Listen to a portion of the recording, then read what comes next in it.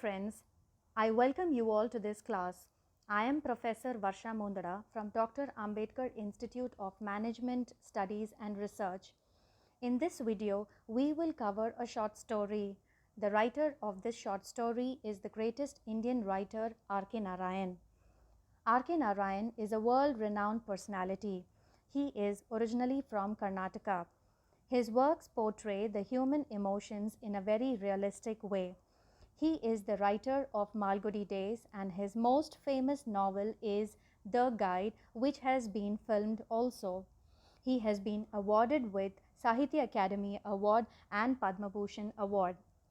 Now, before we get into the story in detail, let's look at the characters first. 1. An astrologer. He is a liar, he is irresponsible and unearthly, meaning he is unnatural and mysterious. The second character is a stranger by the name Guru Nayak. He is stubborn, he is curious and ambitious in life. The third character is the astrologer's wife, who is patient and wise. Now let's understand the setting of the story. The story takes place at Hall Town Park. Now this place was lighted up by shop light and old cycle lamp because it did not have the benefit of municipal lighting. The story takes place from midday until midnight. Now, an astrologer opens his professional tools from morning until night. Now, the story An Astrologer's Day is a story of an astrologer who comes face to face with his past, but he manages, using his skillful ability of words and the common sense, to make a narrow escape. Now, the astrologer portrayed by R.K Narayan in his story punctually starts his business at a midday. He opens his bag and spreads out his professional equipments, which consisted of a dozen cowrie shells, a square piece of cloth with obscure mystic charts on it, a notebook and a bundle of Palmyra writing. Now, let's understand the astrologer's appearance. Now, the astrologer looked like a traditional Indian astrologer, with his forehead shining with sacred ash and vermilion. His eyes sparkled with a sharp gleam, which his clients thought it to be some kind of prophetic light, and felt comforted when he spoke to them, telling them about their future. Now, the astrologer had a strong power in his eyes, which was considerably enhanced by their position, as they were placed and enhanced because of his painted eyebrow and dark whiskers, which streamed down his cheeks. The astrologer always wore a saffron-colored turban around his head. Now, let's understand the place and the time that the astrologer used to sit. Now, the astrologer sat under the branches of a tamarind tree. There was always a hustle and bustle, as there were always a huge crowd moving up and down the road from morning till evening. There were other traders as well, like medicine sellers, seller of stolen hardware scrap, magicians, and an auctioneer of cheap cloth. Now, these traders constantly made a huge noise all through the day to attract customers. The place was lit up by shop lights. The astrologer did not have his night light. The groundnut seller nearby jointly shared the light of the lamp in the evening hours of trade. Now, the crisscross of light rays suited the astrologer very well, because he never intended to be an astrologer when he started his life. He knew nothing more of what was going to happen to the others than what was going to happen to himself the next minute. He did not know much about the stars, yet he said things that pleased and overwhelmed everyone, which was the result of the years of study and practice and insightful guesswork, making his wages that he earned during the day. Now, the astrologer did not have much knowledge of his profession, but he was street smart to analyze the basic troubles of mankind. Owing to the long practice which sharpened his understanding, his perception, which enabled him to understand the nature of the problem of his customer within 5 minutes. His fee were 5 pice per question, and he never spoke until the other had spoken enough for at least 10 minutes. Now, this time provided him enough stuff for a dozen of answers and advice.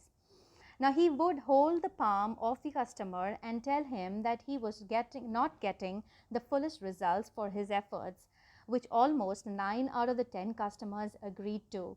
Now, he would also tell some of his customers that some problems were due to their own nature. The position of Saturn was not in their favor.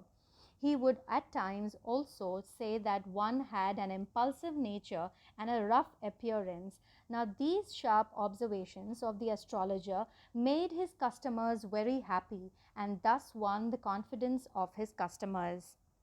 So one evening, after a day's hard work, he was packing to leave, picking up his cowrie shells and paraphernalia, and was putting them back into his bag as the lights of the groundnut vendor were about to fade off. He saw a strong shadow in the night of the light and sensed that he could be a possible client of his. Now, the astrologer noticed his look on his face and replied that he looked stressed and worn out and invited him to sit down and chat for a while. Now, the man grumbled and sat down. He taunted at the astrologer and asked about his future. Now, asking about his future, his knowledge making the astrologer feel intrigued. Now, the astrologer replied that he charged a fee of 3 pies for every answer. Now, to this, the man flung 8 annas at him and challenged him that if his answers were not satisfactory, he would have to pay back 8 annas with interest. Now, this led to a long session of negotiation between the two before they could arrive at a consensus. Now, it was agreed that he would pay him 8 annas if he answered correct, but would have to pay back twice as much if he failed, and then stretched out his palm. Now, he sat before him and lit a cheroot. The light of the matchstick shone on his face, and the astrologer was taken aback for a while. Now, he recognized that the man was Guru Nanak, the same man that he had stabbed after a quarrel and had to leave his ancestral home and village and settle off far away. Now, this sent a shiver down the astrologer's spine and tried to persuade him call off the deal, stating that it was too late for work and besides that he was not used to challenges, but his persuasion was turned down as the man replied that it was him who invited him while he was passing by, and now that there was no way to reverse the challenge.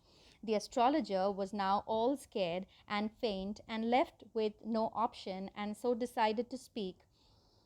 The astrologer stated that in the past, once the man was stabbed and thrown into a nearby well, and if it wasn't for a passerby, he would have been long dead.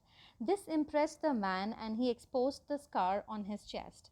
He wished to know where he could find the man who stabbed him so as to settle scores with him.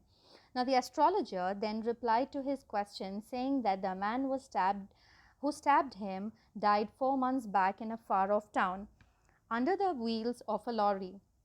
Thereafter, addressing the man by his name, the astrologer surprised all who accompanied the man and advised him to leave the place.